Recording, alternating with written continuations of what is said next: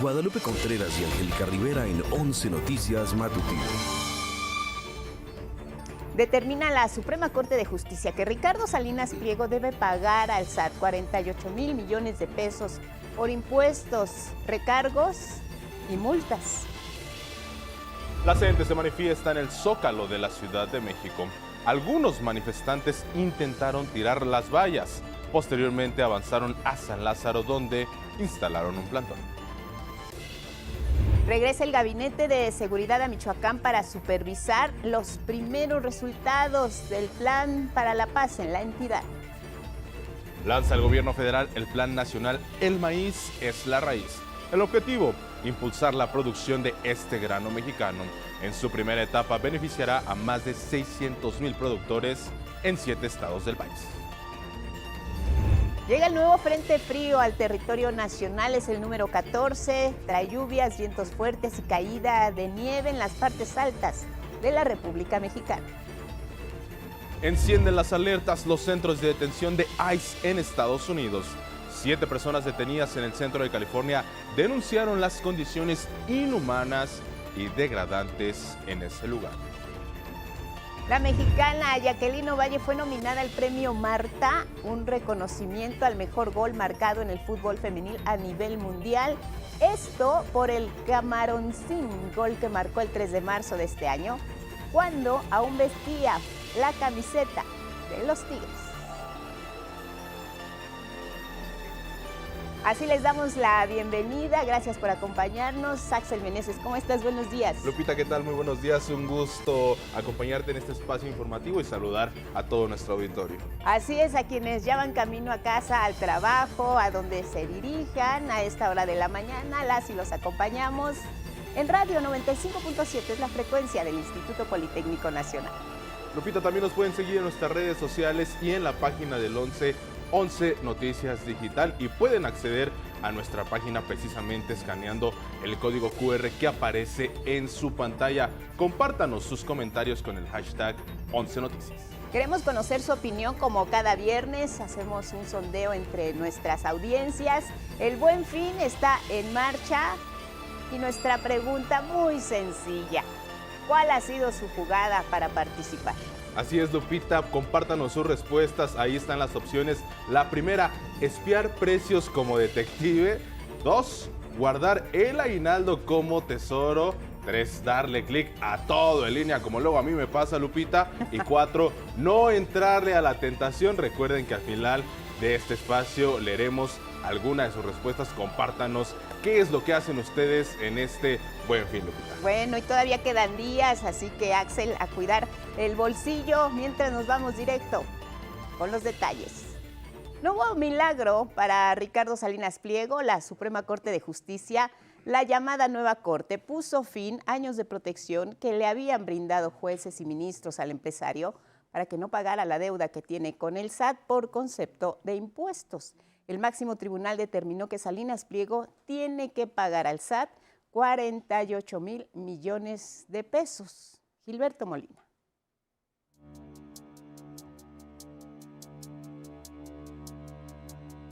En consecuencia, se tiene por resuelto el recurso de reclamación 544/2024 en los términos de esta sesión pública. Esta resolución marcó el rumbo de la sesión de este jueves en la Suprema Corte de Justicia, que desechó uno tras otro 7 amparos interpuestos por Ricardo Salinas Pliego, 5 de Electra y 2 de TV Azteca. La Corte declaró procedente el cobro de adeudos del empresario por 35,873 millones de pesos, que con recargos y multas se eleva a más de 48,000 millones de pesos, cantidad que deberá pagar al SAT. No hubo mañana como otras veces para el empresario. La Corte se previno ante las movilizaciones del magisterio y sesionó en una sede alterna al sur de la ciudad. Los asuntos de Grupo Salinas fueron listados del número 17 al 31 en la orden del día. El primero fue el relacionado con un crédito fiscal otorgado en 2013 a Grupo Electra por 33,300 millones de pesos. se negó a pagar y el caso siguió un largo camino jurídico. Hoy, la Corte desechó el amparo de Grupo Salinas y validó los recursos que presentó la Secretaría de Hacienda. Porque no debió admitirse el amparo directo en revisión, toda vez que a pesar de que esté involucrado un tema de constitucionalidad de normas generales, carece de excepcionalidad. También fueron rechazados los impedimentos planteados contra ministras y ministros para evitar la acción de la justicia. Declarar sin materia el impedimento respecto del ministro en retiro Alberto Gelasio Pérez Dayán. 2. Calificar de no legal las causas de impedimento promovidas en contra de las ministras Yasmina Esquivel Moza y Lenia Batres Guadarrama. Y 3. Imponer multa a la parte promovente. La multa fue simbólica, 7,900 pesos. En realidad, se trató de castigar las prácticas dilatorias del empresario que presentó más de 100 recursos para evitar que sus asuntos llegaran al Pleno. Un ejemplo lo dio el ministro presidente Hugo Aguilar Ortiz. Este asunto, pues como es del dominio público, fue ampliamente litigado. En particular se promovieron 28 recursos, 13 recursos de reclamación, 3 cefas, 10 impedimentos, 2 conflictos competenciales. El Pleno concluyó que la defensa legal de Ricardo Salinas no logró acreditar ninguno de sus argumentos para evadir el pago de los adeudos reclamados, que a decir de la ministra Lenia Batres, no impactan las utilidades de sus empresas. Cuando se siguiera la comprensión del artículo en los términos que pretende la quejosa con los temas de constitucionalidad, en el fondo no logró demostrar con las pruebas conducentes la correcta transmisión de las pérdidas fiscales entre sus sociedades controladas. Si tales utilidades se produjeron por la obtención previa de ingresos que pasaron a formar parte de su patrimonio y de su propiedad, esta no se afecta de manera arbitraria o sin justificación. Queda pendiente la revisión de 2 amparos ante la nueva Corte que involucran asuntos de Grupo Salinas. Sin embargo, hoy trazó el camino jurídico en su primera sesión con etiqueta de histórica. 11 Noticias, Gilberto Molina. La presidenta Claudia Sheinbaum envió un mensaje tras el anuncio de Grupo Salinas que buscará nuevas rutas legales para evitar el pago de esta deuda. Mejor que paguen sus impuestos en vez de andar pagando campañas, ¿verdad?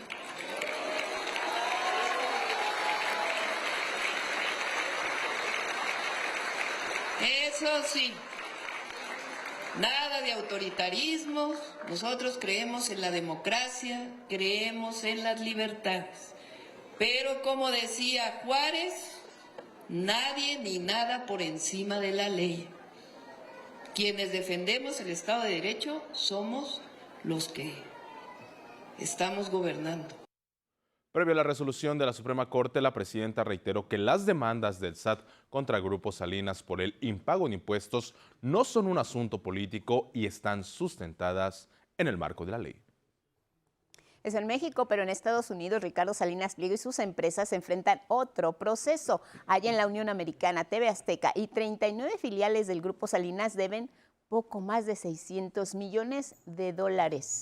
Y a unos días de que inicie formalmente el juicio por este adeudo, las empresas de Ricardo Salinas buscan, mediante argucias legales, ampliar por más de un año el procedimiento en la Corte de Nueva York. Habrá que ver qué dice el juez a cargo de este caso. Y nos vamos a otros asuntos. ¿Saben cuánto precisamente se gastaron algunos personajes de la oposición para promover la marcha del 15N, la llamada marcha de la generación Z? Al menos invirtieron 90 millones de pesos. Nos cuenta Armando Gama.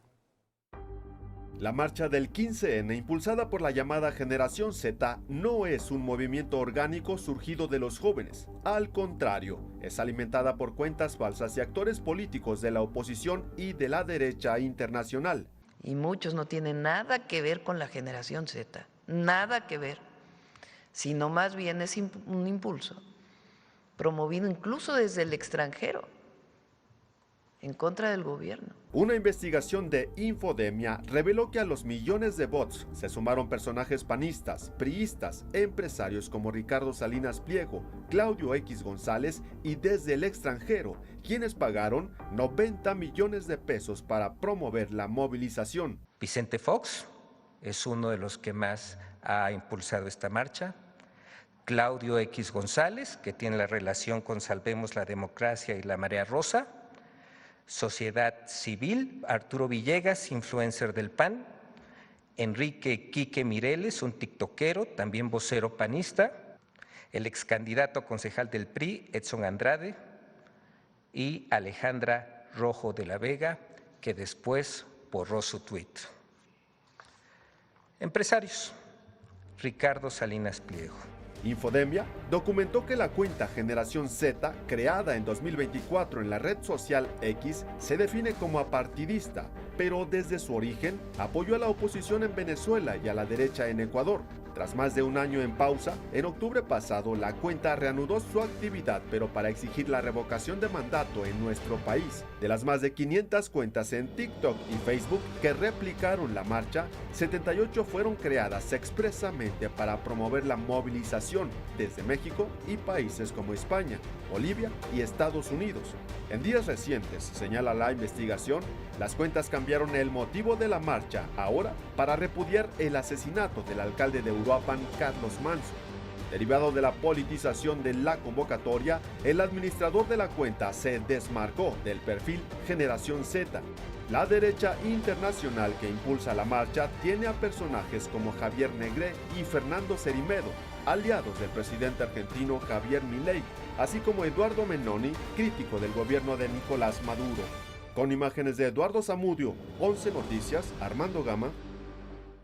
Las manifestaciones de maestros de la CENTE nuevamente llegan a la capital del país. Este jueves se dio un enfrentamiento con policías en el Zócalo capitalino. Luego se fueron hasta el Palacio de San Lázaro. Ayer estuve en la cobertura de esta movilización y esto fue lo que les preparé. Desde las primeras horas de este jueves, maestros de la Coordinadora Nacional de Trabajadores de la Educación de diferentes estados arribaron al centro de la Ciudad de México.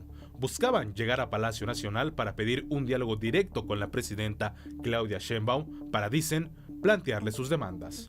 Sin embargo, en las inmediaciones de Palacio Nacional se enfrentaron con policías capitalinos. Posteriormente avanzaron al Palacio Legislativo de San Lázaro. Llegaron caminando en autobuses y camionetas. Ahí instalaron sus casas de campaña para iniciar un paro de labores de 48 horas. Las y los maestros dividieron opiniones sobre el enfrentamiento con policías. Para algunos, a veces, esa es la solución. Hoy no le tenemos miedo a la represión del gobierno. Nos ha enseñado que los maestros dignos tenemos que morir en la raya. Y si es necesario ofrendar algo otras vidas, lo vamos a hacer para que las futuras generaciones puedan vivir en paz. Y para otros, estos actos agresivos son perpetrados por personas ajenas al movimiento que buscan desprestigiarlo. Desde mi punto de vista siento de que son otros grupos que se cuelan en el movimiento, pues, para dejar mal a los maestros, sí. Es lo que creemos. Tras horas de diálogo entre los líderes de las diferentes secciones, la CENTE entregó su posicionamiento y exigencias a una comitiva de diputados. Piden la abrogación de la Ley del ISSSTE 2007, de la Reforma Educativa de 2019 y una mesa de diálogo directa con la presidenta Claudia Sheinbaum. Mantenemos la exigencia de abrogación total de esta nefasta reforma que pone en riesgo de excepción laboral a todos los trabajadores de la educación, porque no responden a las necesidades administrativas, laborales y educativas de la base trabajadora. De no ser así, dijeron, las movilizaciones continuarán. Emplazamos el Estado mexicano a resolver las demandas de las y los trabajadores de la educación. O de lo contrario, accionaremos en el marco del Mundial de Fútbol 2026. Está previsto que este viernes otro grupo de maestros y maestras lleguen a la caseta México-Cuernavaca para liberar el acceso a los automovilistas. Con imágenes de Genaro González y Yair Maya, 11 Noticias, Axel Meneses. Y sobre esta movilización, la presidenta Claudia Sheinbaum reiteró al magisterio que sí se atienden sus demandas a través de las mesas de diálogo y les reiteró que su gobierno garantiza la libertad de manifestación. ha habido mesas de diálogo en Chiapas, en todos los estados.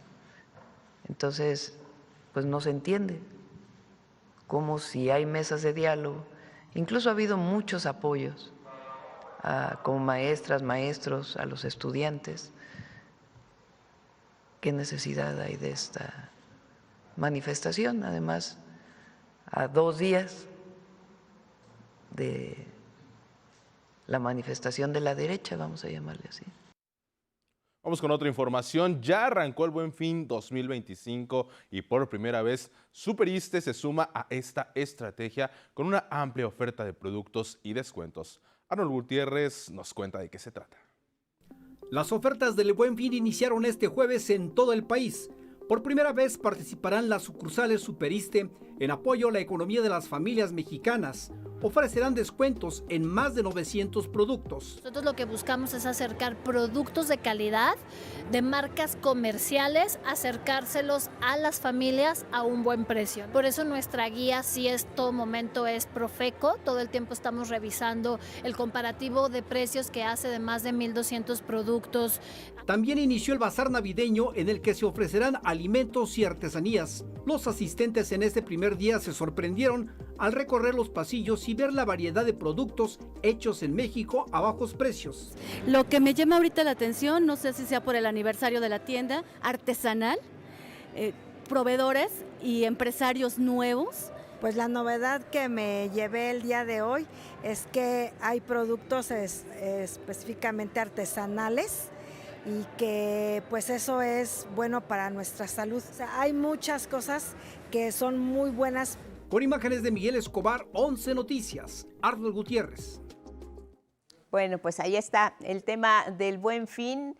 El día de ayer el Gabinete de Seguridad llegó a Michoacán. Aquí había que supervisar lo que se está haciendo, todas las acciones para devolver la paz y la seguridad a la entidad. Las autoridades estuvieron presentes, se han desarticulado a integrantes del crimen organizado. Salvador Martínez tiene más detalles. El Gabinete de Seguridad Federal viajó a Morelia para supervisar los primeros resultados y fortalecer el Plan Michoacán por la Paz y la Justicia.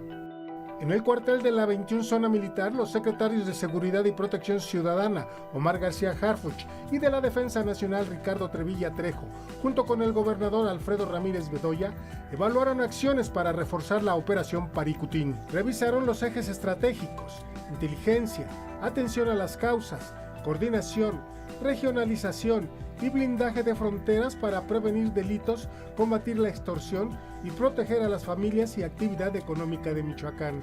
García Harfuch reiteró que la seguridad de Michoacán es prioridad del gobierno de México y que el Gabinete de Seguridad Federal regresará de manera constante a esa entidad.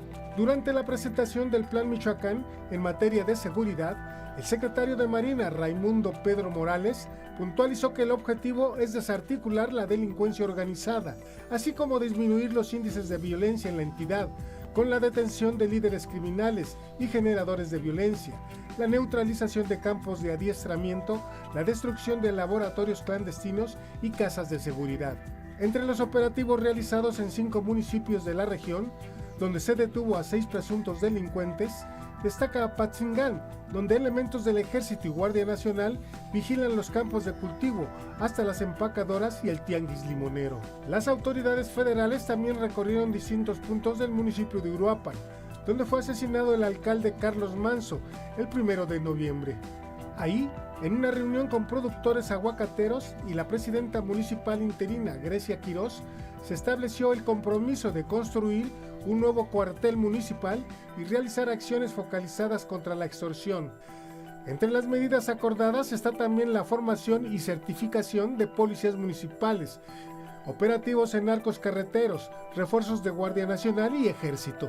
La alcaldesa Grecia Quirós señaló que la coordinación permitirá enfrentar la delincuencia, frenar la extorsión y esclarecer el homicidio de su esposo, Carlos Manso. Salvador Martínez, 11 Noticias. El Departamento del Tesoro de Estados Unidos sancionó a 27 personas y 10 casinos con sede en nuestro país, a las que vinculó con presunto lavado de dinero del cártel de Sinaloa y otras actividades ilícitas en México y Europa. La medida implica cancelar las cuentas bancarias en Estados Unidos vinculadas a estas personas, miembros del grupo de crimen organizado ISA, y a los 10 centros de juego ubicados en Sinaloa, Sonora, Baja California y Tabasco. Además, restringió su eventual acceso al sistema financiero estadounidense. De acuerdo con la investigación, desde los casinos se enviaban pagos ilícitos a integrantes de esa organización delictiva mediante una red de lavado de dinero. El Departamento del Tesoro informó que estas acciones fueron realizadas en coordinación con el Gobierno de México para combatir el narcotráfico y los delitos financieros relacionados a los cárteles de la droga. A las 6:27 en la hora del centro, tome precauciones si van a salir de casa, si ya van en camino. Así las condiciones del tráfico en la capital del país. En Metrobús hay obras por encarpetamiento. Hablamos de la línea 4 Ruta Sur, permanecerá sin servicio en todas las estaciones de Buenavista, San Lázaro. Y si usted viaja en metro, considere que la estación Zócalo Tenochtitlan de la línea 2 continúa cerrada hasta nuevo aviso. Como alternativa para llegar a la zona del centro puede usar Pino Suárez, Allende y Bellas Artes de la línea 2, así como Metro San Juan de Letrán de la línea 8. Y les recordamos que para mejorar la movilidad se implementa modo reversible en el circuito interior, esto es de La Raza a Leibniz, de las 6:30 de la mañana y hasta las 9, y por la tarde en este mismo circuito, en el tramo de Marina Nacional a La Raza, de las 5 a las 8, así que tomen sus precauciones. Si ayer, Axel, fue complicada la Ciudad de México, sobre todo en el primer cuadro de la ciudad, bueno, hoy no se espera que sea distinto, así que pues hay que tomar precauciones, hay situaciones inesperadas en esta capital. Se junta todo, fin de semana, Buen Fin, quincena, así que tomen sus precauciones. Vamos a un corte. Regresamos.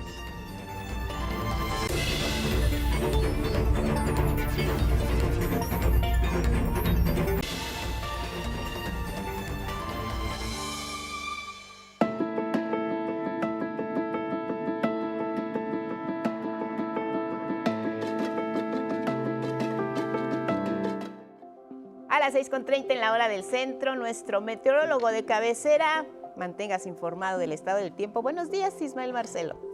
Hola, ¿cómo están? Guadalupe, Axel, muy buenos días. Qué gusto saludarlos, amigas, amigos de Canal 11. Llegamos al fin de semana con cambios importantes en las condiciones meteorológicas, especialmente en los estados del norte del territorio nacional por la llegada del Frente Frío, ya el número 14, que a partir de este viernes dejará lluvias y vientos fuertes en el estado de Baja California. Mañana y el domingo habrá condiciones para la caída de nieve o aguanieve en zonas serranas de Baja California y Sonora. En el sureste mexicano también continuarán las precipitaciones por la presencia de los canales de baja presión y el ingreso de humedad procedente tanto del Golfo de México como del Mar Caribe. Donde más lloverá este fin de semana será en el estado de Quintana Roo. En el resto del país dominará cielo medio nublado pero sin precipitaciones. El ambiente será frío por las noches y madrugadas y cálido por las tardes con temperaturas entre 25 y 30 grados Celsius. Ante este pronóstico incluimos a la capital del país, donde amaneceremos con temperaturas mínimas de 7 a 10 grados Celsius y llegaremos a unas temperaturas de 26 grados Celsius sin posibilidad de lluvia aquí en la Ciudad de México, así que a disfrutar del fin de semana. Para finalizar, les informo que el frío se acentuará la próxima semana en los estados del norte y noroeste de la República Mexicana y podríamos tener la primera tormenta invernal de esta temporada 2025-2026. Así que bueno, pues Lupita, Axel, a prepararse, especialmente nuestras amigas y amigos del norte de la República Mexicana, ya que incluso podría caer nieve toda la siguiente semana en Baja California, Sonora, Chihuahua, Durango, y no se descarta que también la nieve se pueda presentar en el norte de Sinaloa, específicamente en las zonas serranas del municipio de Ahome. Así es que pues hay que tomar las precauciones. En el resto de la República Mexicana, ambiente agradable para realizar actividades al aire libre durante este fin de semana.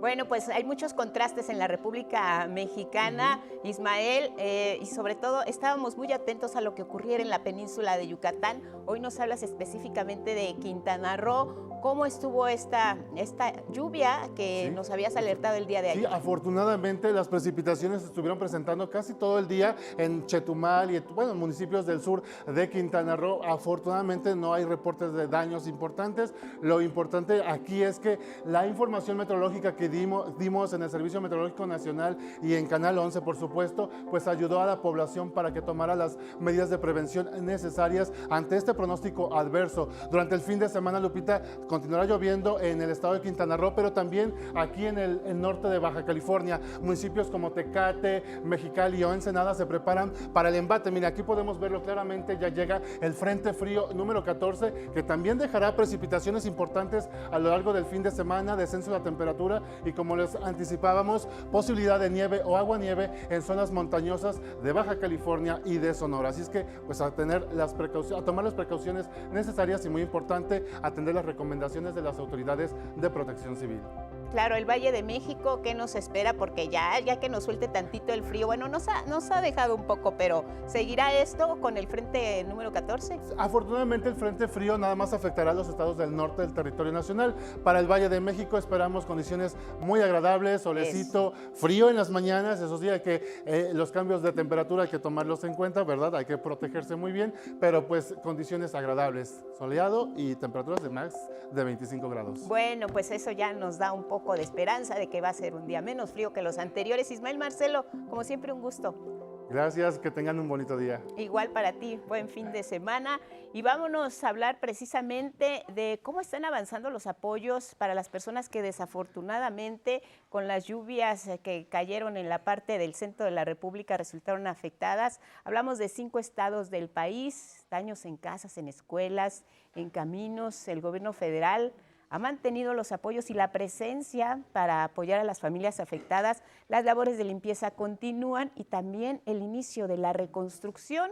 Se han entregado apoyos a 104,000 familias en Veracruz, en Hidalgo, en Querétaro, en San Luis Potosí y en Puebla. Hasta el momento se han entregado más de 7,000 millones de pesos a las personas damnificadas para labores de limpieza, reparación en sus viviendas, recuperación de enseres y otras afectaciones.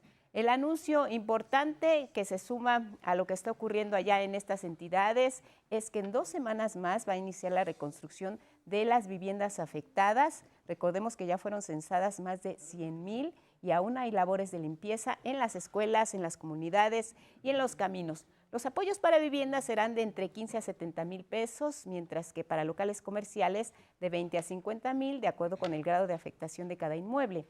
Para la labor del registro se contó con más de 4,800 personas servidoras de la nación, 960 brigadas, censaron a más de 3,000 localidades en 119 municipios. Les recuerdo que para la entrega del segundo pago, que es a través del Programa para el Bienestar de las Personas en Emergencia Social o Natural, es necesario presentar el talón del primer pago, copia de identificación oficial con fotografía y la CURP. El gobierno federal lanzó el Plan Nacional El Maíz es la Raíz, con el objetivo de conservar, producir y comercializar este grano mexicano. En una primera etapa, el programa beneficiará a 677,000 productores de 437 municipios de Oaxaca, Chiapas, Guerrero, Yucatán, Campeche, Tabasco y Quintana Roo. La meta es producir más de 1 millón de toneladas de maíz nativo cada año.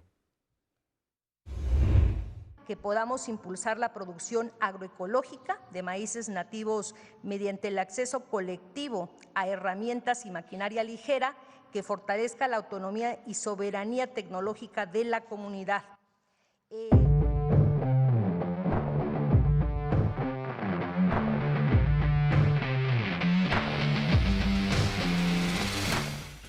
Vámonos a los deportes. Bienvenido, buenos días, Gabriel Sainz. Gabo, muy buenos días. ¿Cómo le fue a los Pats de toda la vida de nuestro amigo Oscar López? Buenos días, Lupita. Buenos días, Axel. ¿Cómo están? Buenos días a nuestro auditorio. Pues a los Pats les fue muy bien. A los que no les fue bien fue a los Jets, pero bueno, vamos a ver más adelante un poquito de esto. Vamos a hablar mientras de fútbol, porque la FIFA anunció que la mexicana Jacqueline Ovalle fue nominada al premio Marta, galardón que reconoce al mejor gol marcado en el fútbol femenil a nivel mundial. La nominación se debe al famoso Camarón Sin, golazo que marcó el 3 de marzo del 2025 frente al Club Guadalajara, cuando aún vestía la camiseta de las Tigres en la Liga MX femenil. La jugada se volvió viral y fue una de las más recordadas de la temporada, y el resultado se definirá con los votos de un comité de FIFA Legends y de la afición que podrán participar en la página de la FIFA, fifa.com. La ganadora será anunciada durante la gala de los premios The Best el 16 de diciembre. Y vámonos a más de fútbol de la Liga MX femenil, porque se jugó la ida de las semifinales de la Apertura 2025. La actividad la comenzaron las de Cruz Azul, que recibieron a las Tigres. Ambos clubes regalaron un partido lleno de emociones, mismo que finalizó empatado a un gol. Fueron las Amazonas quienes abrieron el marcador al minuto 45 con una anotación de Bárbara Olivieri. Pero en el 75 las anfitrionas igualaron el marcador con gol de Ana García para dejar todo en el partido de vuelta. Y en la otra llave, en el primer partido del Clásico Nacional, las Águilas se impusieron a domicilio 2-0 ante las Chivas. Scarlett Camberos abrió al marcador al minuto 33. Pese al intento de las de Guadalajara para igualar el marcador, no lo lograron y en el 58 Kimberly Rodríguez mandó la pelota al fondo de las redes para concretar el 2-0. Los encuentros de vuelta se jugarán el domingo 16. Chivas necesita imponerse por un mínimo de 3 goles si es que quieren su pase a la final, mientras que las Amazonas solo necesitan de otro empate para pasar a la final.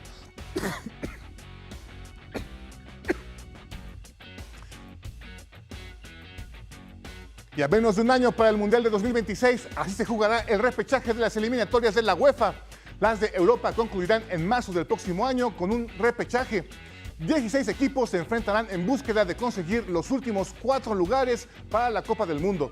Serán duelos de eliminación directa a un solo partido, y aunque aún no hay equipos definidos a jugar el repechaje, ya hay selecciones como la de Rusia, Rumania, Moldavia, Escocia y Gales que ya han asegurado al menos su participación. Las semifinales del repechaje se disputarán del 26 de marzo del 2026 y las finales el 31 del mismo mes. En el emparrillado de la NFL, los Patriotas suman su 8ª victoria consecutiva tras aplastar 27-14 a los Jets de Nueva York en la semana 11. De la NFL, su novato Trevelyon Henderson fue el héroe de la noche cuando corrió para 2 anotaciones y sumar una recepción de touchdown. Gracias a esto, los de Nueva Inglaterra igualaron su mejor racha desde la última temporada con Tom Brady, con el equipo en el 2019. Y en el emparrillado nacional, hoy arrancan los cuartos de final en la categoría de los 14 grandes de la ONEFA. Los Borregos del TEC Campus Ciudad de México reciben a los Aztecas de la UDLA Puebla a las 17 horas. Y un par de horas después, a las 7 de la noche, los Tigres de la Autónoma de Nuevo León reciben en el Gaspar Más a los Linces de la UVM. Ya para mañana sábado, a la 1 de la tarde, el Cráter Azul vibrará con el juego entre hermanos. Los Borregos TEC de Puebla reciben a los del TEC Guadalajara. Y a las 7 de la noche, el último juego, donde las Águilas Blancas, sembrado número 8, visitan al clasificado número 1, los Borregos del TEC de Monterrey. Hasta aquí la información deportiva. Axel, Lupita, muy buen día. Gabo, pues esos Patriotas, después de la temporada pasada que tuvieron el año pasado, están retomando el rumbo, están yendo muy bien, ya son uno de los mejores equipos de la NFL y pinta para que los Pats lleguen a los playoffs. Así es, fíjate que después de la renovación del equipo tuvieron muy malas temporadas después de la salida de Tom Brady, pero empezaron a renovarse poco a poco, cambiaron de head coach y ahorita están yendo para arriba prácticamente. Son amplios favoritos, al menos para llegar a las finales. Y ya después veremos qué dicen los Jefes de Kansas o qué dicen los Bills de Buffalo. Claro, tenemos también ONEFA, no hay que perderle la pista, Gabo. Así es, fíjate que tenemos ya los clasificados, ¿no? Los cuartos de final. Tenemos el duelo que nos interesa a nosotros, ¿sí? Que aunque bueno, es un duelo un poco disparejo, dado que los Borregos TEC quedaron invictos, se clasificaron como el número 1, y las Águilas Blancas, que fueron el último en clasificar, en el número 8. Entonces, con una temporada bastante mala para las Águilas Blancas, esperemos que con esta motivación de haber clasificado a finales, puedan tener un buen juego para mañana en la noche. Y quién sabe, ¿no? A lo mejor pueden dar la sorpresa y vencer a los Borregos. Claro, y a votar por la maga para que se gane ese premio al mejor gol, que fue espectacular, todavía lo tenemos en la memoria.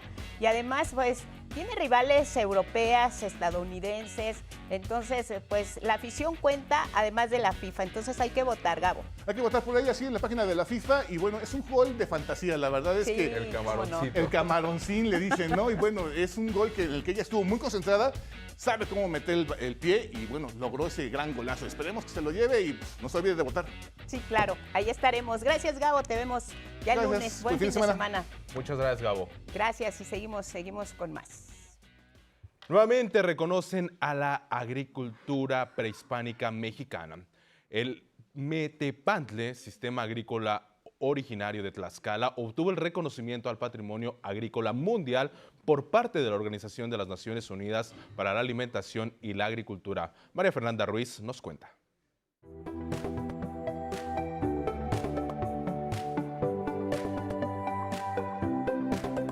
A simple vista parece una fila ordenada de enormes magueyes, pero esa planta de enormes hojas es vida y a la vez la protege. Mantenemos todavía vivo el sistema Metepantle,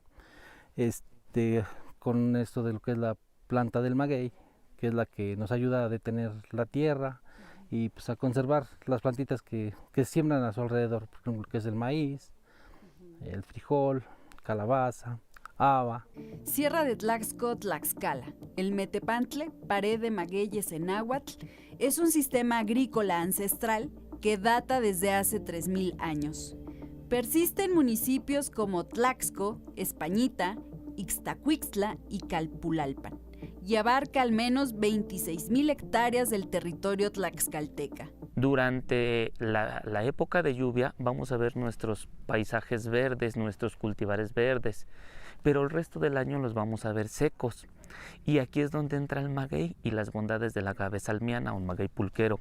Los magueyes retienen el agua, evitan la erosión, por lo que se plantan en los bordes de las terrazas de cultivo. En sus laderas se encausa el exceso de agua a los jagüeyes, que son un sistema de riego, es decir, gracias al Metepantle se asegura la cosecha en tierras áridas. La mayoría, el 99% de la agricultura aquí es de temporal. Tenemos muy poco riego. El poco riego que tenemos es a través de nuestras represas o jagüeyes. Hay veces que falta la agüita, pero gracias a Dios y a las plantas del maguey se ha conservado todo eso de humedad. Los conocimientos del Metepantle son herencia ancestral. Trinidad lo aprendió de su padre y él de sus abuelos. El Metepantle logró que México obtuviera su tercer reconocimiento oficial como sistema importante del patrimonio agrícola mundial, que le otorgó la Organización de las Naciones Unidas para la Alimentación y la Agricultura, la FAO. Antes lo obtuvo por la chinampa de Xochimilco y la milpa maya, sistemas agroalimentarios que constituyen la riqueza biocultural de México. Cuando los expertos analizaron el sistema Metepantle tlaxcalteca, lo calificaron como el más resistente ante el cambio climático. Entonces es un sistema mega diverso, reconocido hoy gracias a este grupo de expertos a los que convoqué, a los que conjunté y con los que logramos finalmente pues podemos decir, reconocimiento a las manos de los hombres y las mujeres del campo que durante tantos años, sin apoyo del gobierno, hoy vuelven a ser visibles. Imágenes de Christopher Aguilar y Javier Ayllón, 11 Noticias, María Fernanda Ruiz.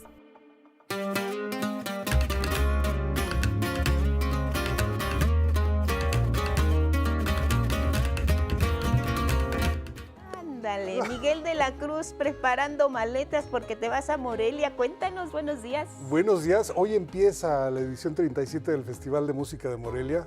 Estamos invitados y prometo transmitir todos los días hasta el próximo viernes. Oye, y danos un adelantito, platos fuertes, rico, algo. Nada menos lo de hoy, fíjate, la Orquesta de Cámara de Berlín abre el festival con una violinista virtuosa y así se sigue. Horacio Franco estará por allá, qué bueno. Paquito de Rivera viene en una de las noches, solo por mencionar algunos, pero está lleno de, a partir de este viernes, hasta el domingo, no de esta, sino de la otra semana. No paramos en festivales, Miguel, pero la cultura es movimiento. Exactamente. ¿Tienes más? Bueno, pues así es, dedicado a la música de las Américas, como ya decíamos, Tiene varios estrenos mundiales y destacan la Orquesta Filarmónica Joven de Colombia, el violonchelista colombiano Santiago Cañón y el quinteto de Paquito de Rivera. El director de orquesta y miembro del consejo del festival, Juan Felipe Molano, comenta sobre la actividad inaugural de esta noche.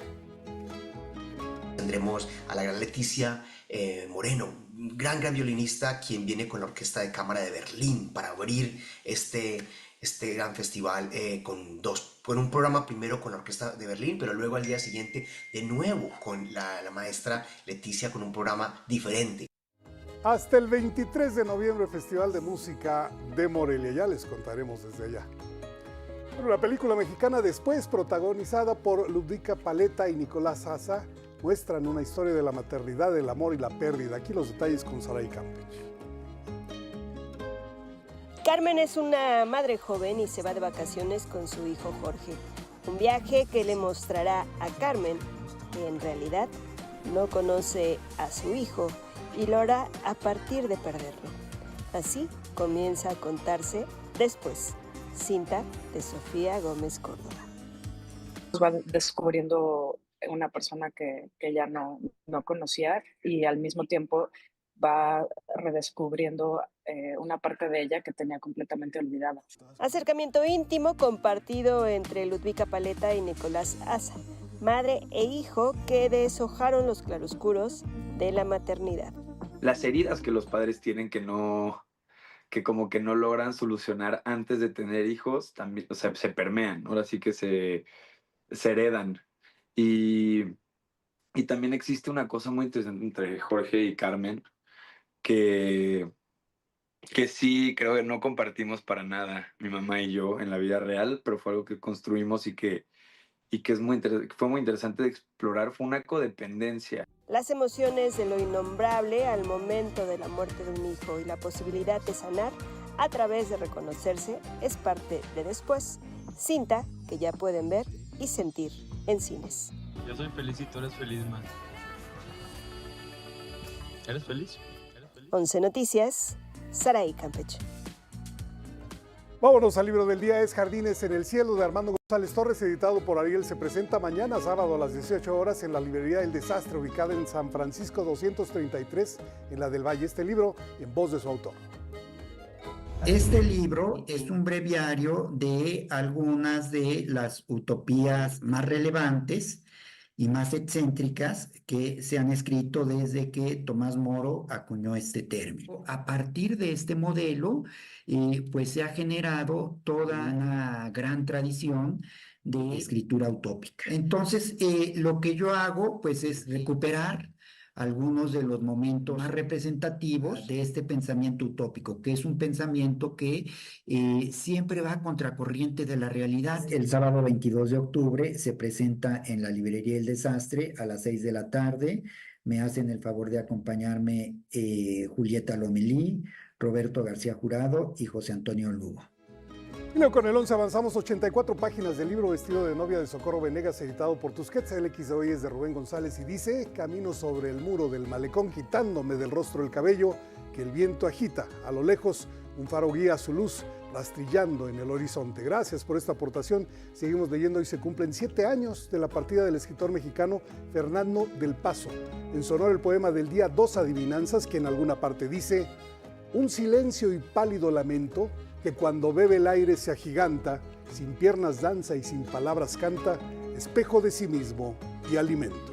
Quien lo solicite lo comparto completo por X, @Miguel D, solo la de L.A. Cruz. Hasta aquí, Cultura. A ver, vamos a lanzar una adivinanza para el auditorio, a ver si nos están siguiendo. ¿A dónde va Miguel de la Cruz después de terminar su sección de Cultura? Que respondan, ¿no?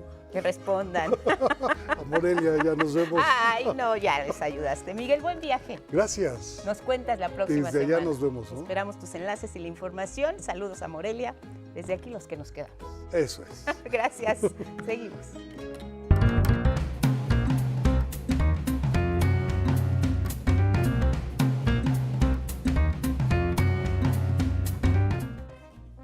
Es viernes de cine y como todos los viernes nos acompaña aquí en el estudio nuestro colaborador José Antonio Valdés Peña con las mejores recomendaciones cinematográficas para disfrutar este fin de semana. ¿Cómo estás? Largo, fin de puente. ¿Qué largo. recomendaciones, Toñito, tenemos para este fin de semana? Pues mira, tenemos como siempre muy buenas películas. Elegimos las 3 películas sin duda más importantes de la cartelera.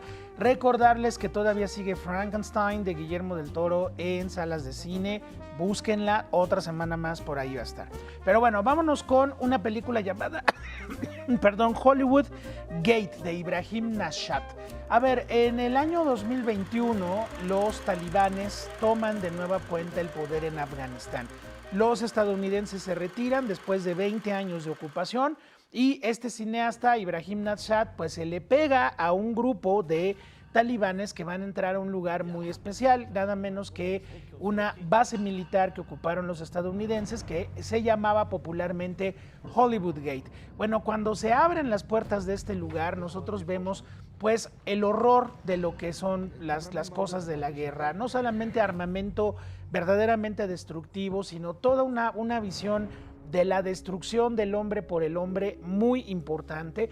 Y bueno, pues lo que estamos viendo también pues es el cambio de una milicia radical que ahora se convierte en el gobierno de un país como Afganistán. Entonces bueno, la película es un documental casi encubierto donde, como tú puedes ver en las imágenes, Axel, pues estamos muy cerca de estos personajes que sabemos que son de un radicalismo terrible y que bueno, pues ahora vuelven a dominar Afganistán 21 años después de que vino el conflicto por el 11 de septiembre de 2001 y los ataques al World Trade Center. Entonces, bueno, pues ahí está Hollywood Gate, seguramente una película muy interesante para aquellos que quieran, como siempre en el documental, abrir su mirada y descubrir estas historias escondidas. Bueno, pues vámonos a nuestra siguiente película. Ya mi compañera Saraí Campech les dijo varias cosas en la nota anterior de la sección de cultura, pero pues sí, es una película importante para este fin de semana. Después de la directora Sofía Gómez Córdoba, donde pues el tema del duelo y de cómo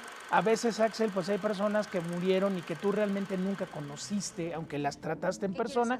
Pues en este caso nos habla de una joven madre que pues su hijo fallece trágicamente, su hijo joven fallece trágicamente y pues ella en el proceso del duelo empieza a entrar en la vida de su hijo y se da cuenta pues nada menos de que era un desconocido total para ella.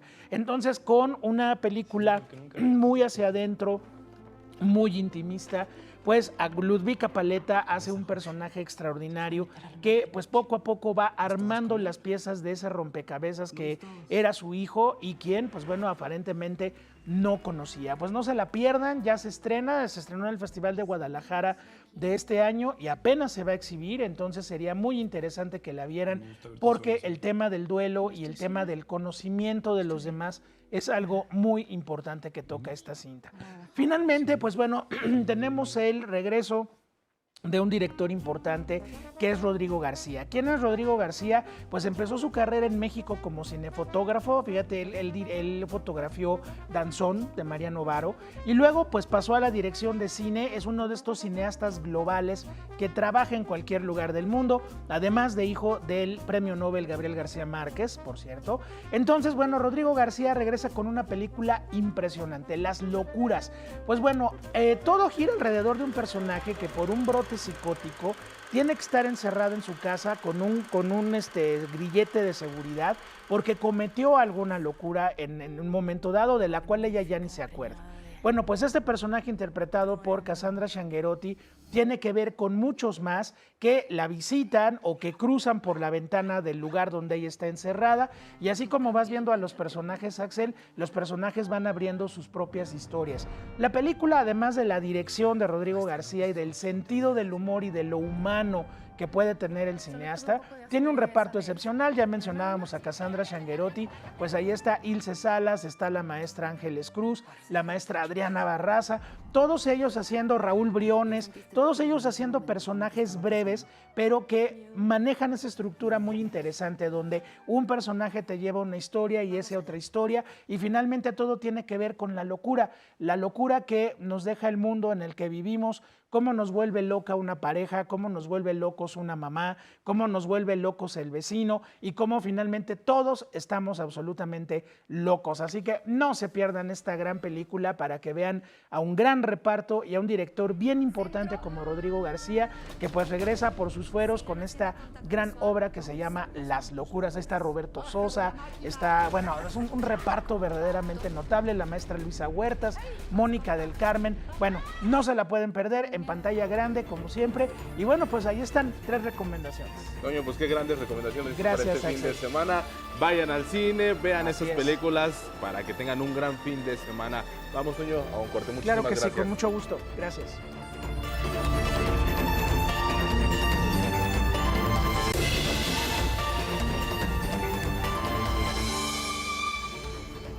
A las 7 en la hora del centro, un resumen en 11 Noticias. Sugiere la presidenta Claudia Sheinbaum que Ricardo Salinas Pliego pague sus impuestos en lugar de financiar campañas de la oposición. Así respondió al empresario, quien anunció que seguirá en busca de nuevas rutas legales para evitar el pago de su deuda con el SAT. Iniciará en 2 semanas el proceso de reconstrucción de viviendas, caminos y sistemas de agua potable en las zonas dañadas por las lluvias de hace un mes en Hidalgo, Puebla, Querétaro, San Luis Potosí y Veracruz. El gobierno federal ha entregado más de 7,000 millones de pesos a las familias damnificadas como apoyos. Acusa la presidenta que la convocatoria de la Marcha de la Generación Z no fue promovida por jóvenes, sino por actores políticos de la oposición e impulsada con el dinero desde el extranjero. Sanciona el Departamento del Tesoro de Estados Unidos a 19 empresas mexicanas por presunto lavado de dinero en casinos vinculados al cártel de Sinaloa. Colonos israelíes atacan e incendian una mezquita en Cisjordania. También pintaron en la entrada mensajes racistas y hostiles dirigidos hacia la comunidad palestina. Los patriotas. Le recordamos, Axel, que tenemos nuestra pregunta del día. El Buen Fin está en marcha. ¿Cuál es esta jugada? Y tenemos varias opciones y agradeciendo de antemano que ya están llegando sus respuestas. Ahí están las opciones. La número 1, espiar precios como detective. La 2, guardar el aguinaldo como tesoro, o sea, no gastar nada este Buen Fin. La 3, pues darle clic a todo en línea, como las personas que son impulsivas y cualquier cosa que ven en redes sociales la compran y más en este Buen Fin. Y la 4, no entrar a la tentación, Lupita. Bueno, pues ojo con todas las ofertas fantasma. Esperamos sus respuestas. Gracias de antemano por participar.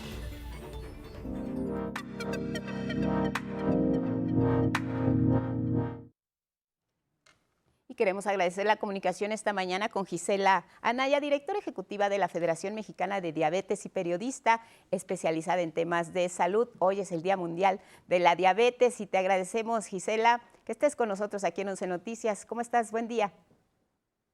Buenos días, Guadalupe. Buenos días, Axel. Es un verdadero privilegio tener la oportunidad de platicar con ustedes y con su auditorio.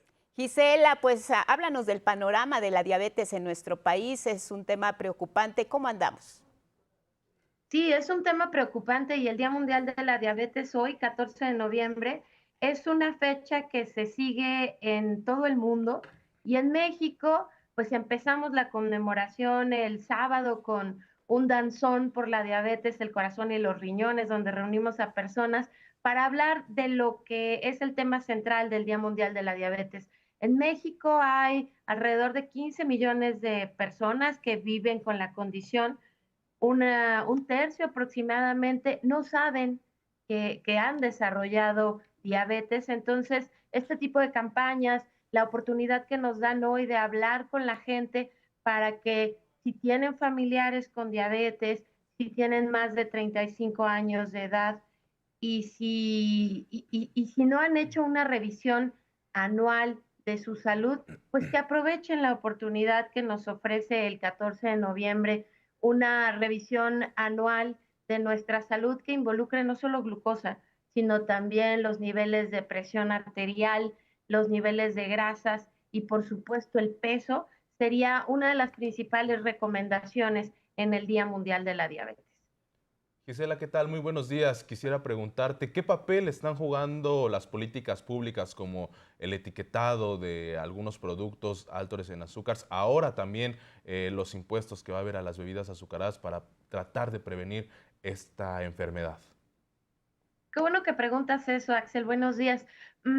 Fíjate que nosotros desde la Federación Mexicana de Diabetes consideramos que todas las medidas que promuevan una alimentación saludable y que ofrezcan un entorno saludable para quienes ya hemos recibido el diagnóstico de la condición son altamente importantes. Algo que también sería doblemente necesario cuando hay este tipo de acciones sería una campaña educativa que nos permitiera identificar cómo es que estos sellos, cómo es que el incremento en los precios de ciertos productos beneficia a nuestra salud. A veces, desde lo que nosotros hacemos en las 22 asociaciones afiliadas, uno de los grandes retos es la alimentación. Y la alimentación justamente tiene que ver con entender cuál es una alimentación equilibrada, acorde con tu edad, con tu actividad física, con el tratamiento que llevas y también con lo que te gusta. Entonces, todo cabe en una alimentación saludable, sabiéndolo acomodar, y ahí también la recomendación sería que todas las personas que viven con diabetes cuenten con un plan de alimentación acorde con estas necesidades que ya te acabo de comentar. Claro, Gisela, acabas de tocar un punto fundamental que tiene que ver con nuestros hábitos para cuidar nuestra salud. Además de la alimentación, ¿qué otros factores de riesgo hay que podemos detectar a tiempo, quizá para prevenir o anticiparnos a una enfermedad como esta? Sí, hay varios puntales del tratamiento en diabetes. Ya hablábamos de la alimentación, también el ejercicio y la actividad física, mantenernos en movimiento y tener un determinado tiempo al día para ejercitarnos, dedicados a eso, además de caminar, además de la limpieza de la casa de todos los días, eso cuenta, por supuesto que sí, pero también programado, ejercicio programado sería una gran medida para nuestra salud. También el automonitoreo de los niveles de glucosa para saber cómo estamos, tomar decisiones. Y algo que es sumamente importante es el afrontamiento, la actitud positiva, aceptar que tenemos una condición crónica que no es una sentencia de muerte, y eso también nos va a ayudar a apegarnos a un tratamiento médico que requiere, sí, disciplina, a veces son muchos medicamentos, pero hay que ver el beneficio a corto, mediano y largo plazo. A corto, mediano, pues es estar bien, por ejemplo, para saludarles esta mañana y dar todos los mensajes en el Día Mundial de la Diabetes. Guadalupe, si me permites, hoy vamos a hablar en un foro virtual que tenemos hoy a las 3 de la tarde de todos estos temas de alimentación. Fíjate que también vamos a hablar de vacunas en las personas que vivimos con diabetes, porque a veces eso lo dejamos un poco de lado, y cuando vivimos con diabetes no estamos exentos de tener cualquier otra enfermedad, una infección en el estómago, enfermedades respiratorias, y muchas de estas se pueden prevenir con vacunas. Vamos a tener actividades gratuitas, virtuales, a partir de hoy, todo lo que resta del mes de noviembre. ¿Dónde podemos seguir las actividades, Gisela? Pues muy fácil, www.diamundialdiabetes.org. Ahí está toda la oferta educativa, verán actividades exclusivas para personas con diabetes y otras actividades dirigidas a profesionales de la salud, que son un eslabón importantísimo cuando hablamos de manejo adecuado de la diabetes. Gisela, pues en este Día Mundial de la Diabetes también es importante hablar de las infancias, de los niños que en México que están sufriendo también esta enfermedad. ¿Cuál es el balance que tenemos como país para ese sector de la población y cuáles son las recomendaciones que le podemos hacer a los padres de familia? Gracias, Alex. Predominantemente la diabetes tipo 1 es la que se presenta en niños y jóvenes, niños, adolescentes y adultos jóvenes. En materia de diabetes tipo 1, recientemente tuvimos una adición a la Ley General de Salud, se adicionó el artículo 159 bis, que exige, que mandata la diferenciación de los tipos de diabetes. ¿Por qué? Porque en el caso de la diabetes tipo 1 hay necesidades muy específicas. Por ejemplo, el tratamiento con insulina es desde el inicio y el monitoreo de glucosa, conocer las cifras de los niveles de azúcar es vital para una persona de cualquier edad que vive con diabetes tipo 1. Necesitamos en este caso de niños y adolescentes que su tratamiento esté asegurado, que sea completo y en forma para que ese niño, niña o adolescente, en el lugar en el que esté creciendo, en cualquier estado del país, cuente con lo necesario para que la diabetes no sea un obstáculo para un desarrollo adecuado y que tenga un futuro productivo, que se convierta en un mexicano con todas las oportunidades como cualquier otro de su edad, zona geográfica, sin diabetes. Ahí tenemos una larga lucha, Alex, de pedirle a las autoridades, de proponerle una atención más certera para los niños, jóvenes y adultos con diabetes tipo 1, porque lo que queremos, si te diagnosticaron, por ejemplo, tenemos muchos casos en las 22 asociaciones afiliadas en las que un niño fue diagnosticado a los 6 y hoy ya tiene 20 y es un voluntario de esa asociación, pudo estudiar, pudo vivir y tener actualmente una vida plena, porque ese es el ejemplo. Son agentes de cambio que nos muestran que la diabetes no tendría que sufrirse, tendría que vivirse plenamente y que un niño hoy no debería ser, un niño con diabetes tipo 1 no debería ser una víctima, sino debería ser un chico que tiene todo lo necesario para atender perfectamente su condición de salud. Claro, Gisela, por último, dices al inicio de esta conversación que hay muchas personas que tienen diabetes y no lo saben. Hay signos, hay síntomas, hay señales que nos pueden alertar de que estamos por entrar a esta condición, a este tipo de enfermedad, sobre qué hay que poner la atención, sobre todo en la prevención. La diabetes tipo 2, Guadalupe, es una condición que, como ya comentaba, tiene que ver con factores de riesgo, antecedentes familiares, peso, tener sobrepeso u obesidad, la edad, pero también tiene que ver con cosas que podemos modificar, por ejemplo, la alimentación, tiempos de comida establecidos, no hacer largos ayunos, no privilegiar azúcares y grasas, mantenernos activos no solamente te ayuda a manejar bien, también te ayuda a prevenir. Y los síntomas clásicos son mucha hambre, mucha sed, muchas ganas de ir al baño, pérdida de peso no buscada y además brusca, infecciones que no cierran. Entonces, ese tipo de cosas son las que nos alertan. Sin embargo, la revisión anual es muy importante porque a veces no se presentan síntomas o esos síntomas se enmascaran, ¿no? Por ejemplo, mucha sed, pues es que no he bebido el agua suficiente. Muchas ganas de ir al baño, es que he estado bebiendo mucha agua. Claro, pues ahí está. Gracias por la información, Gisela Ayala, directora ejecutiva de la Federación Mexicana de Diabetes. Gracias y buenos días. Un gusto saludarte. Gracias. Seguimos, Axel, con más. Precisamente, Lupita, seguimos con temas de salud. Vamos con nuestra compañera Araceli Aranday, que está en el megacentro de vacunación. Araceli, muy buenos días. Cuéntanos cómo van las cosas por allá. Es correcto, compañeros, muy buenos días. Estamos transmitiendo desde el sur de la Ciudad de México porque justo en este punto de vacunación se están aplicando las vacunas de COVID, influenza, neumococo, que son las estacionales, las de esta temporada, pero también además la del sarampión.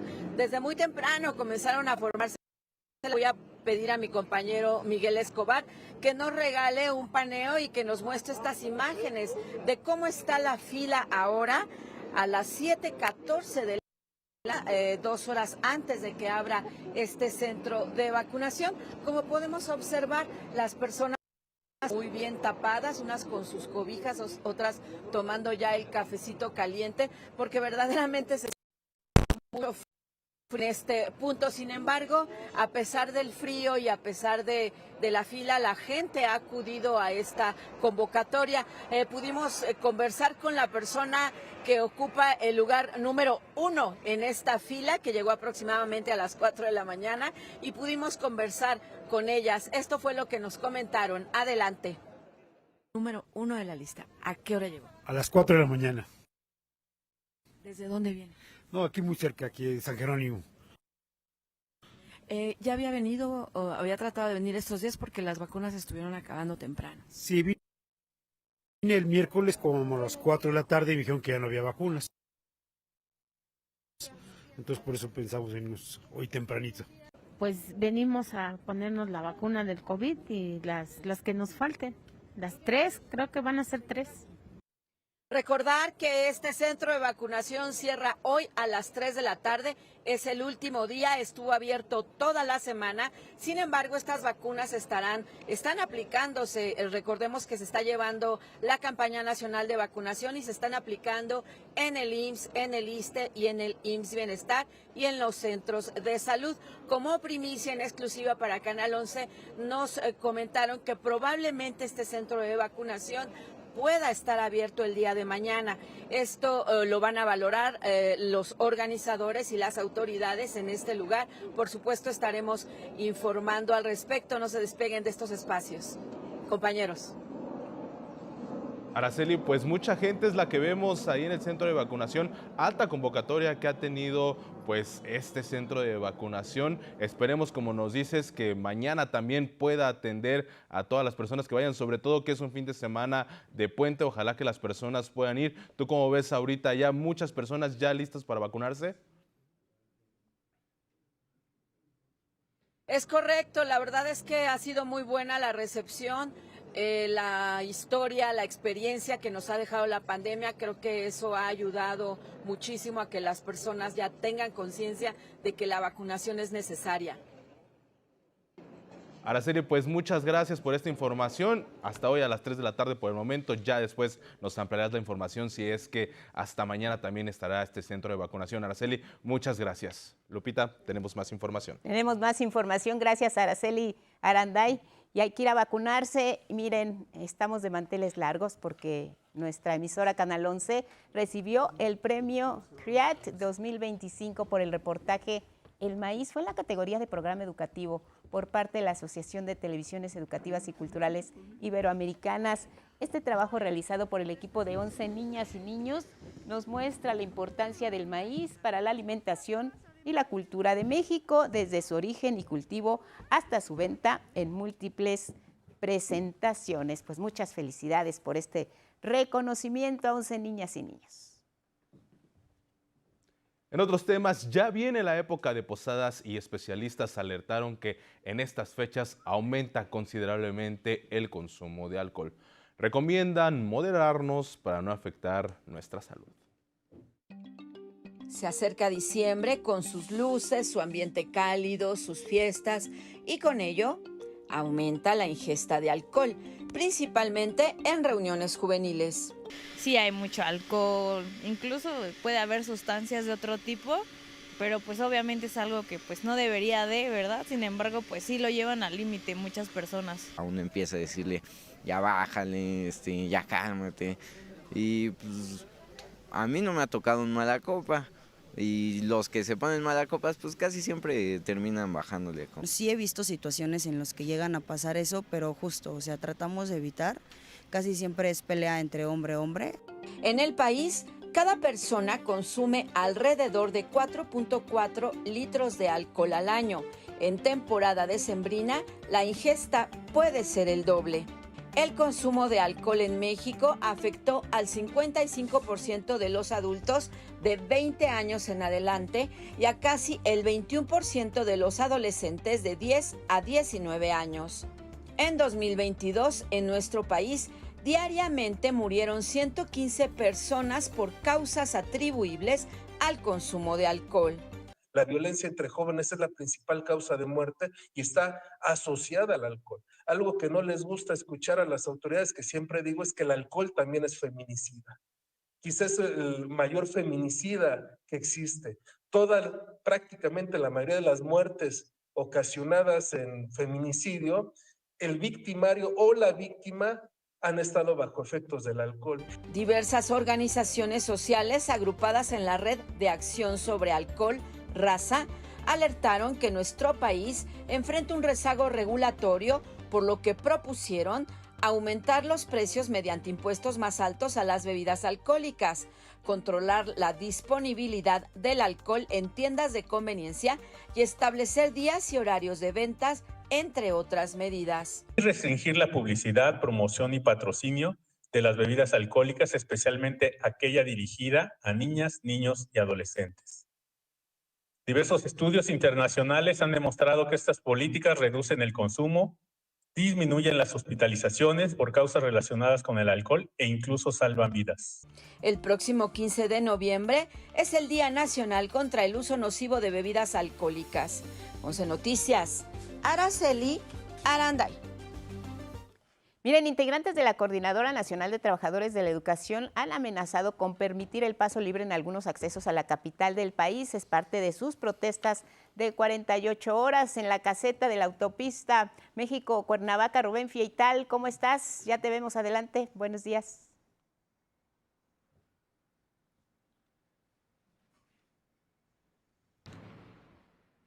Hola, ¿qué tal, Lupita? Buenos días. Pues todavía estamos en espera de que comience la llegada de los integrantes de la Coordinadora Nacional de Trabajadores de la Educación. Desde temprana hora estuvieron en la Cámara de Diputados, el plantón que se mantiene ahí. Llegaron autobuses para distribuir a los maestros a los distintos puntos en los que se van a manifestar. Van a estar presentes en la caseta de la carretera México-Toluca, en la caseta de la México-Puebla y aquí en la México-Cuernavaca. Hasta este momento todavía no llegan, pero se tiene previsto que a partir de las 9 de la mañana hagan su manifestación y van a dar paso libre a todos los automovilistas que transiten por estos 3 puntos. También se tiene previsto que a las 15 horas realicen un meeting afuera de la Cámara de Diputados, en el cual estarán haciendo un pronunciamiento y con el cual darán conclusión a estas 48 horas de protesta. Por lo pronto te puedo decir que aquí en la caseta México-Cuernavaca el tránsito es fluido, están saliendo los automovilistas. Hay que recordar que este es un fin de semana largo por el puente del próximo lunes, por el 20 de noviembre, así es que hasta este momento no hay ninguna afectación al tránsito aquí en este punto y tampoco han llegado los integrantes de la Coordinadora Nacional de Trabajadores de la Educación. Estamos en espera de que hagan su aparición aquí en este punto, Lupita. ¿Hay operativo de seguridad, Rubén?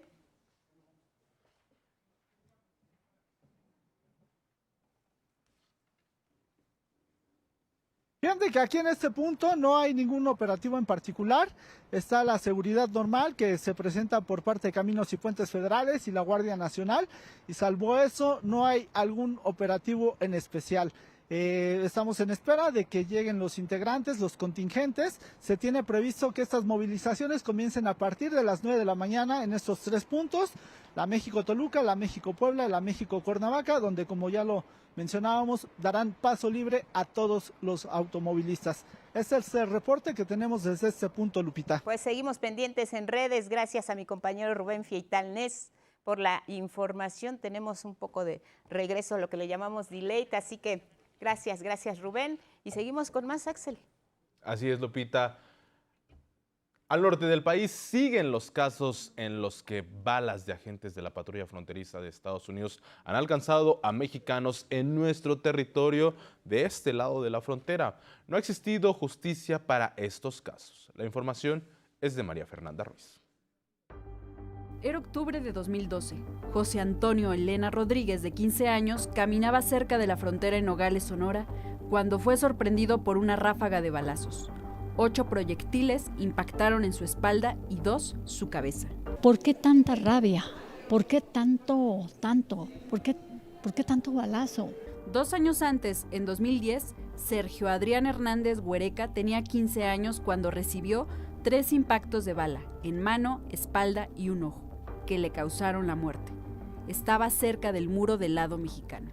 Si, por ejemplo, un mexicano matara a un chamaquito de ella, de volada que se lo llevaban, de volada que era culpable, cuando ellos no son culpables de nada.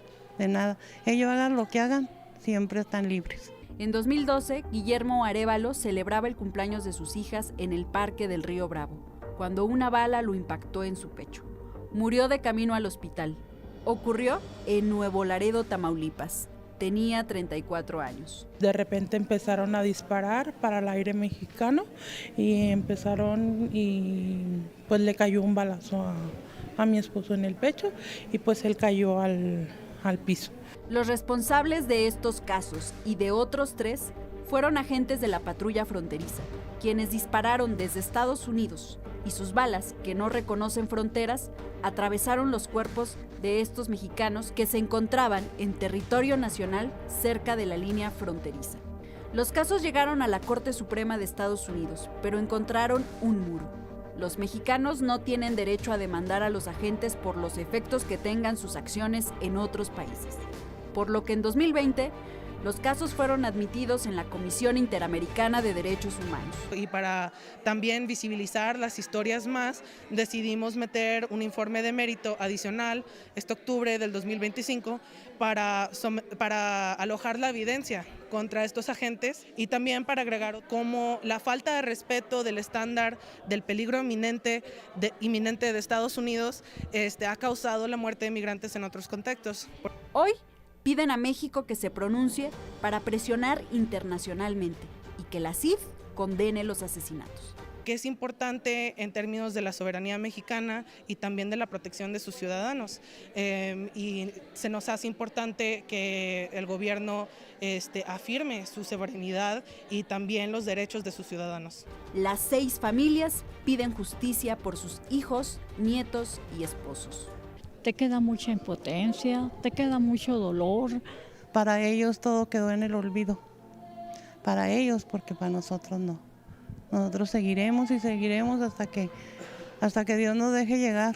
Imágenes de Eduardo Casanova, 11 Noticias, María Fernanda Ruiz.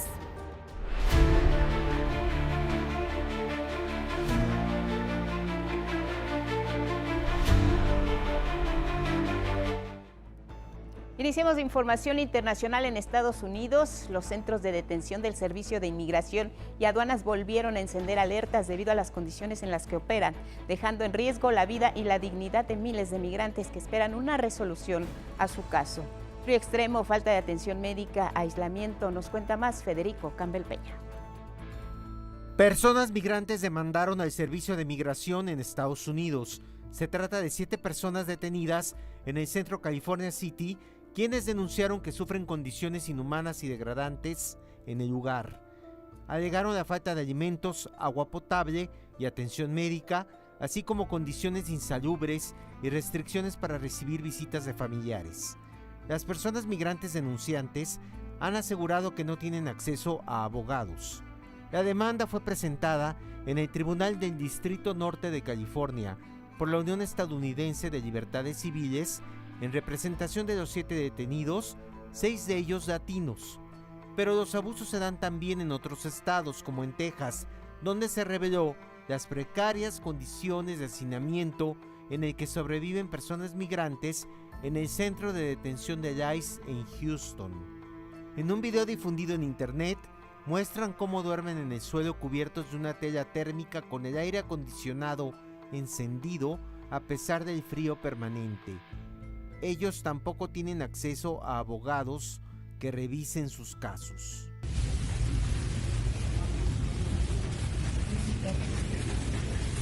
¿Todo bien por aquí?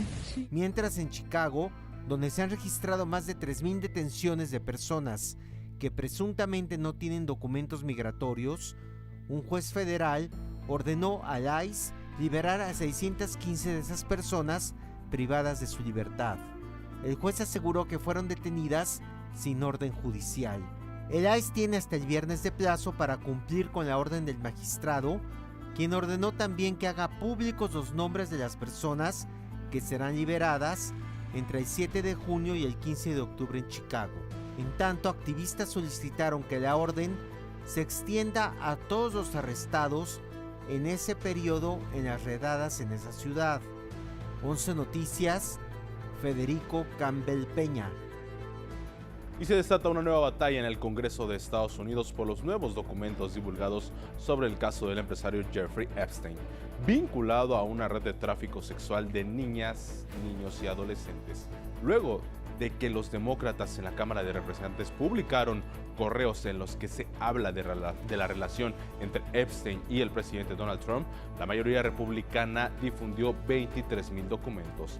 En ellos fue mencionado nuevamente el expresidente Andrés de Inglaterra. En los mensajes del año 2011 se documenta que Andrés mantuvo contacto con Epstein por un largo periodo y su relación con la víctima de explotación sexual Virginia Giuffre, quien se suicidó en abril de este año. También aparece el exsecretario de Comercio Larry Summers, quien mantuvo una amistad con Epstein. En Washington, la congresista republicana Marjorie Taylor llamó a los miembros de su partido a respaldar la petición al Departamento de Justicia para que haga pública la lista de clientes de Epstein.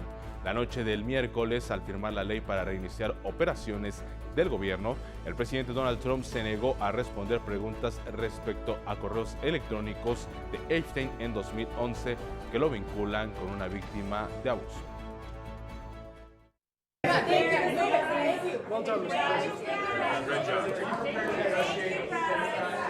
El caso Epstein, ampliamente divulgado por los medios en Estados Unidos, ha influido en la opinión pública.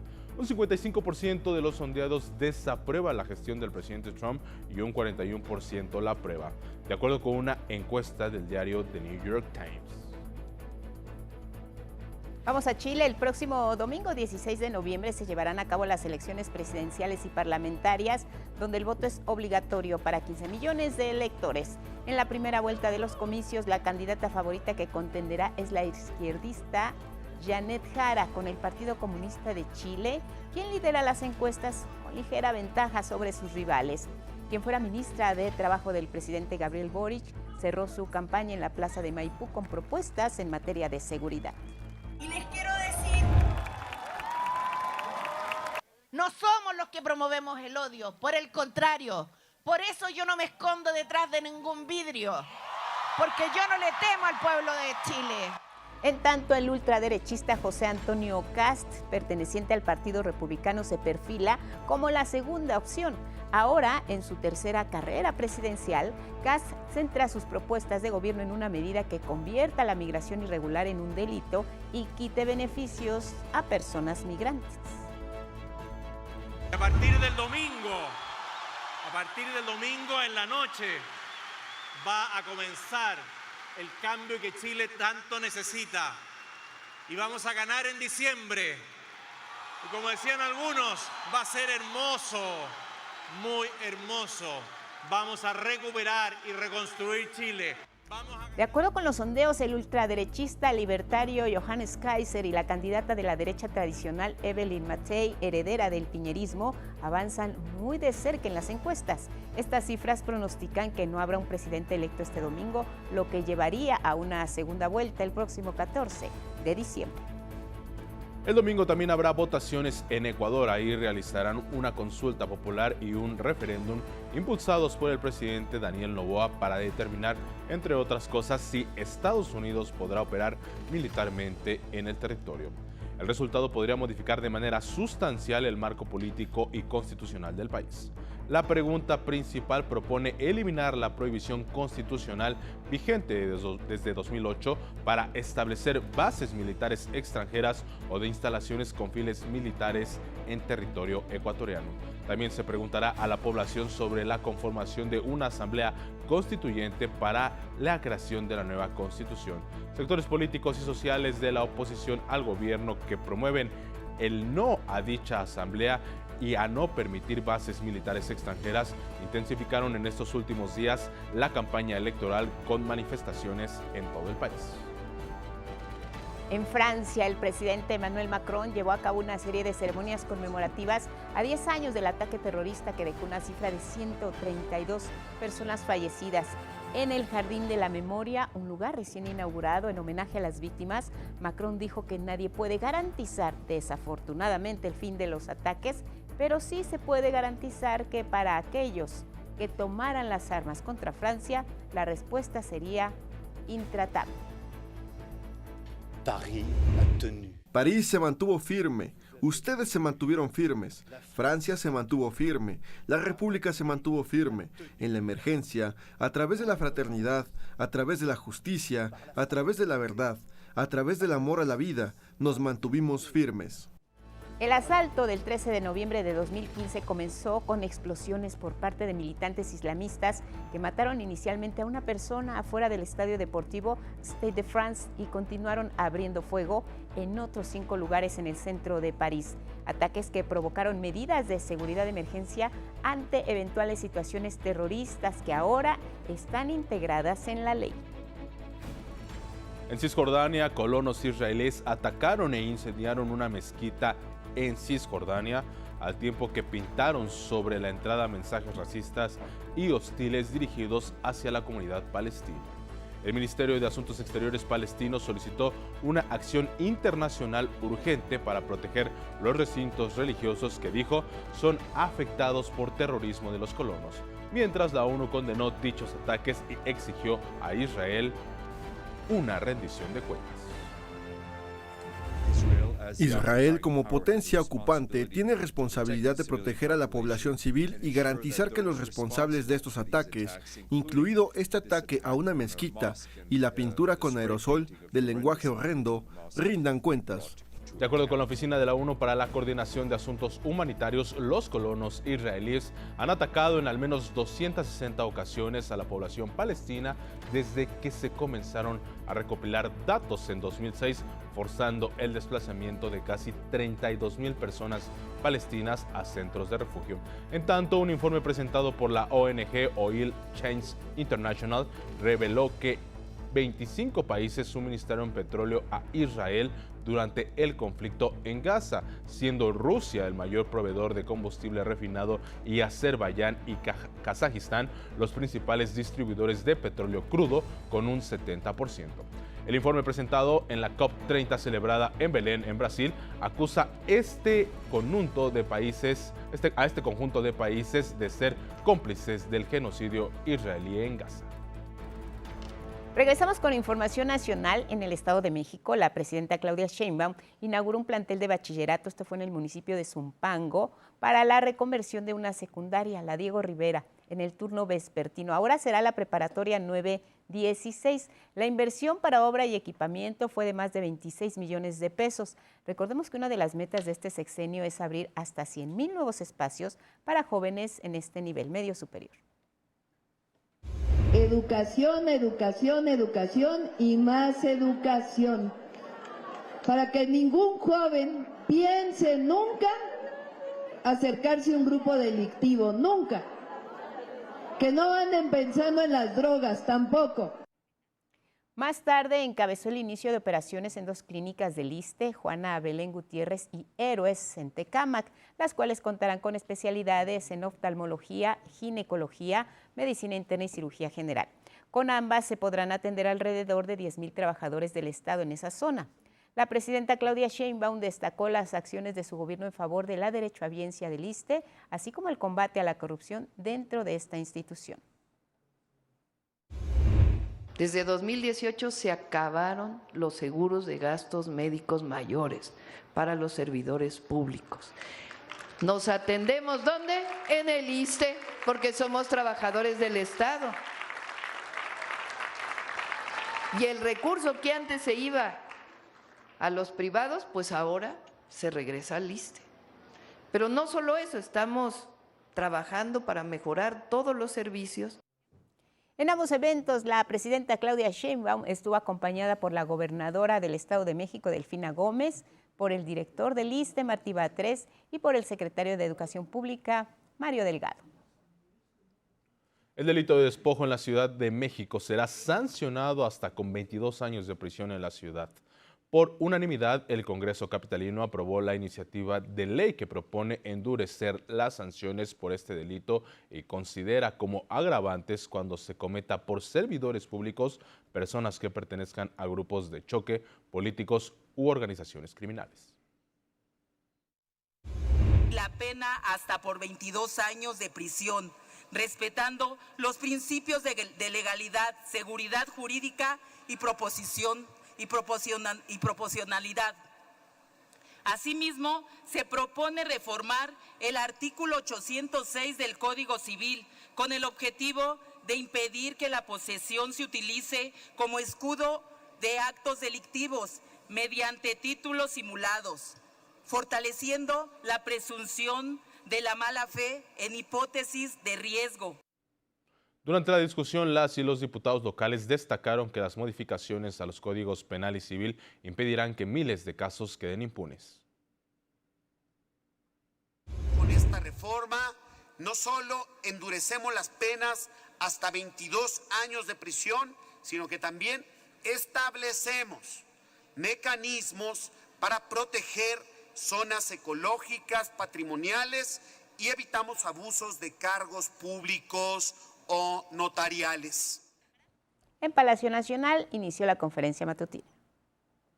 Regresamos al estudio de 11 Noticias para agradecer a las personas, Axel, que interactuaron con nosotros en nuestra pregunta del día. El Buen Fin comienza. ¿Cuál es tu jugada? Así los resultados. NX, 41.7% dice que prefiere no entrarle a la tentación a las ofertas de este Buen Fin. Lupita, el 25% opta por guardar el aguinaldo como un tesoro. Como vemos, la mayoría de la gente ahorita quiere guardar, quiere actuar con cautela y tener un ahorro.